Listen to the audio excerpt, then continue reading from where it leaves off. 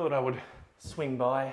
Nowadays, everyone and their dog has a diet that they've tried. There's 1,000,001 diets out there, and so it can be quite hard to figure out what diet to have to work towards your goals. First things first, everybody has a diet.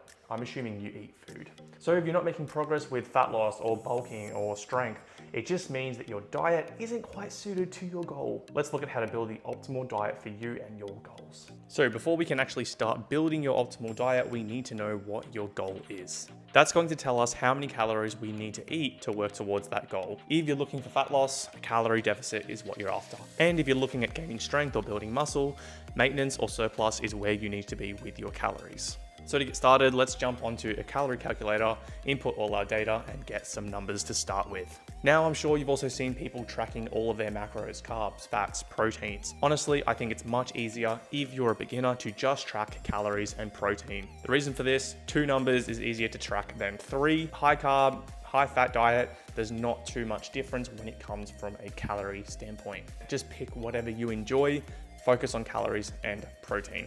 The macro split is not going to matter for 99% of people. Now I just want to make a point here. Calorie tracking is not necessary to make progress towards your goal.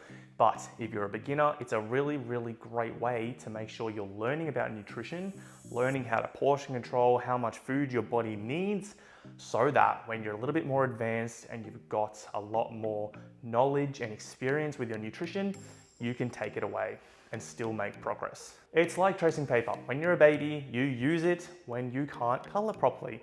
But now you're a big boy, you're an adult, you don't need it anymore.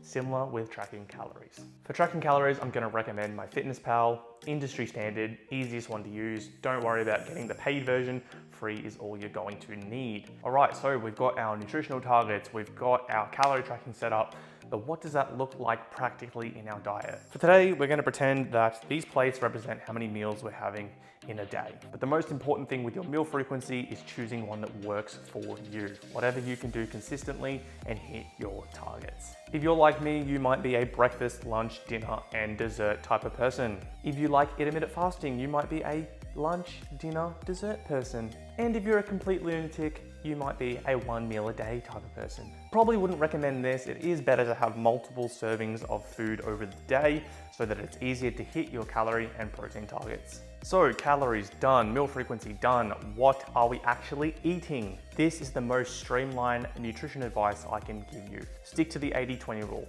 80% of the foods that you're eating should be coming from whole, natural ingredients. Things like your fruit, your veg, your meat, your eggs, potatoes, things that are either coming out of the ground or come from an animal. These things are going to be full of the nutrients that you need, minerals, vitamins, fiber, the things your body needs to function and feel good. 20% of the time, go and have fun, okay? If you're eating mainly whole natural ingredients, having some unhealthy foods can be a really, really great way to help you mentally with your diet and make sure that you're not being too restrictive. Unhealthy foods, the 20% of your diet that I said, go and eat what you want, these foods are not gonna make you fat. If you're sticking to your calorie target, you're going to be okay. You're in a deficit, you'll lose the weight. And if your main goal is looking to bulk up, well, having these unhealthier, high caloric foods is gonna be a really easy way to help you hit those higher targets without feeling overstuffed or wanting to vomit. I remember the first time I bulked, I had to have 3,000 calories. I probably went from